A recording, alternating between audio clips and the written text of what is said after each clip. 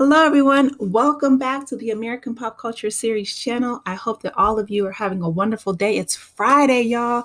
So the weekend is getting started, and we're going to cover September 7th and September 8th today. I'll make a separate video for the current recap from The View, but let's go ahead and get caught up with September 7th. Okay, this has not been a good day for Joe Biden. Oh. Why? Because a poll came out at CNN and said that he is at an overall approval rating of 39%. That's not good. They're very concerned, voters, about his age, his stamina, and apparently the investigation around his son's business dealings. The other side has plenty, believe me. We know that already. But the thing that drives me crazy is that 58% say his policies have made economic conditions worse. Now, I understand that there are people who specifically feel that they are under the bell jar with the finances. But statistically, the economy has gotten better. There are more jobs than we've ever had. Inflation is down. I don't know about gas prices, although I'm not sure he's involved with that. So, but they're mad. The job numbers are very, very good. I mean, last month we had 187,000 jobs, a lot of jobs. And last week he delivered a huge plan to reduce prescription drug costs. That's important. Insulin, and the Republican Party votes against that. So Joy makes a really good point here, right? I agree with her. I feel like even though, like I said, I'm an independent, so I don't have a strong stance in either political party. Of course, there's pros and cons to both. But on this instance, I absolutely did vote for Joe Biden, and I will again, if he is successful, with running and everything like that. But he has done a great job with with the jobs, adding employment, getting those numbers up, and addressing the prescription cost issue.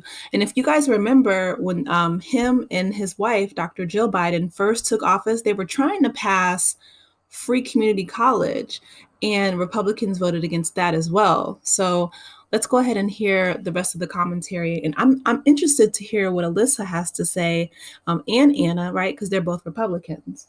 You see some issues, Joy, when it comes to, let's say, mortgage rates. I mean, they're higher than they've been Is that his so many fault? years. Well, I think because of the way the economy has been handled and inflation. I know Alyssa talks about inflation. I fight with her about it, but she's right about it. I mean, the inflation rate is not where it needs to be. And the great American dream is home ownership. I think that's been a way to level the playing field and close the wealth gap, especially between the African-American community and the white community. And now if you want to get a loan, you've got to have near perfect credit, and you've got to have it's a 7% interest rate. That's really, really high when people are struggling to eat, put food on their tables. And I don't know what the Democrats do about messaging, but I've noticed that. And so have a lot of my friends. Mm-hmm. Well, and I think Okay, so I agree with Sunny here. I feel like, again, that's one of the cons, right? That inflation is extremely high, and that's problematic, right? In the home ownership, unfortunately, it's a lot more difficult and a lot more expensive to, buy a home. So Sunny's absolutely right in that instance. Perception kind of becomes reality for a lot of people. So my generation, we kind of have just accepted that you probably won't own a home until you're in your 40s. That's different than just history for, the last 100 years, what has been the American dream. And the reality is, much of this is on the feet of the president. Some of it isn't, but we know this in election seasons, it falls on the feet of the president, whether it's Donald Trump, Barack Obama, or so on. But what struck me in this poll was that Democrats said 67% of Democrats said they wanted a different candidate than Biden. I'm a little bit stunned that the Democratic Party is not really waking up and listening to their constituency on this, whether it's Vice President Harris, whether it's Gretchen Whitmer or Gavin Newsom. This is an election where I just think that there's a lot at stake. I was very pleasantly surprised to see, guess who doesn't actually do that much better against Joe Biden? Trump only beats him by 1 point.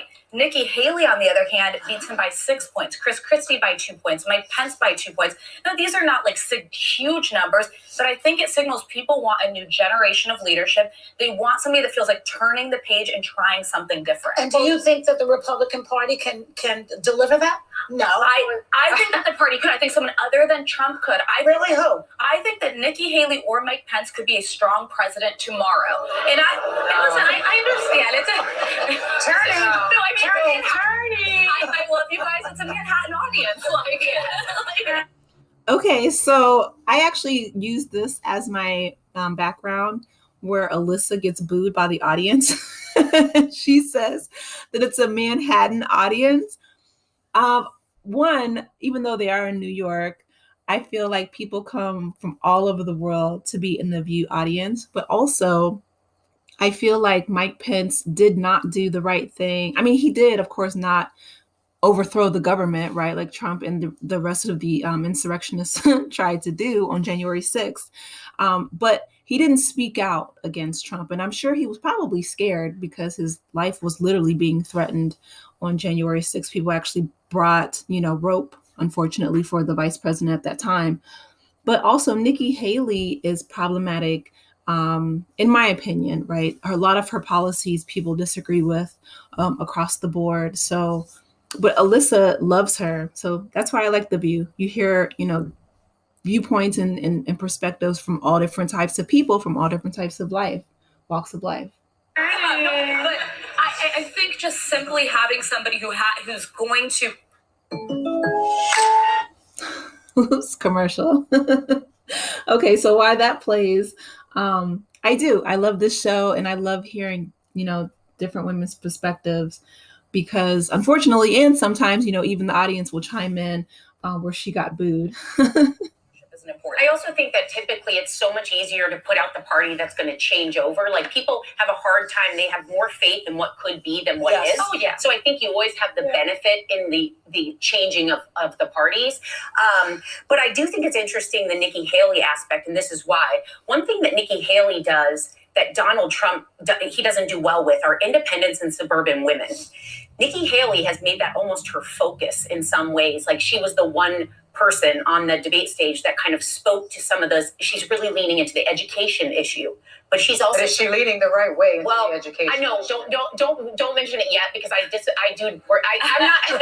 not following Nikki Haley in policy, but I sat and watched the same debate as my conservative parents, and we both liked the same candidate out of anyone on that stage, and it was Nikki Haley because she talked about climate change. She talked about the Ukraine and the problems with the populist and she mentality. Trump.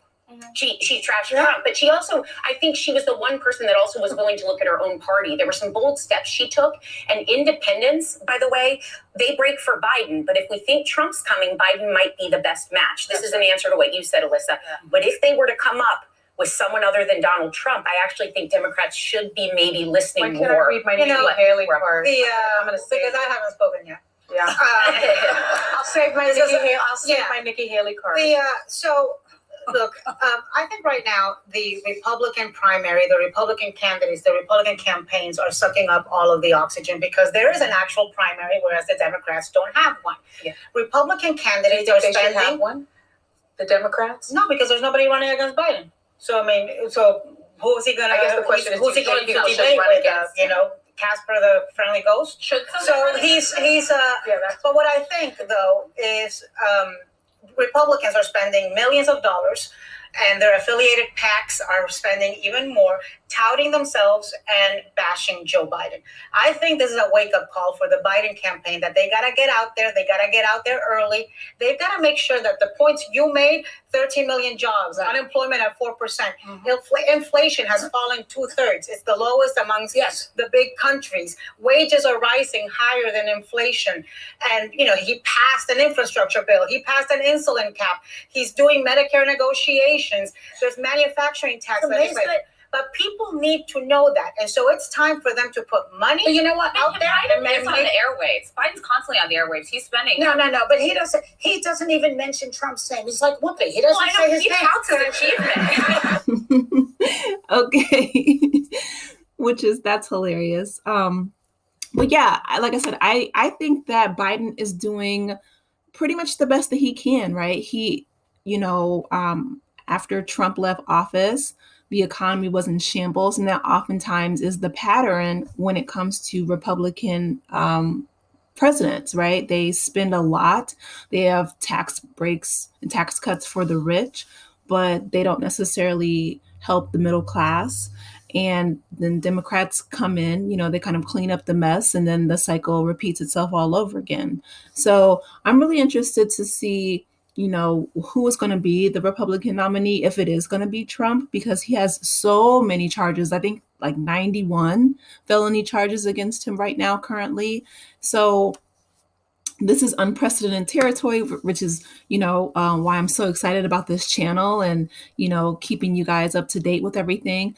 Please drop down in the comments. Let me know your thoughts. I'd love to hear from you. Like, share, and subscribe if you haven't done so already. And I will talk with you later. Take care. Bye.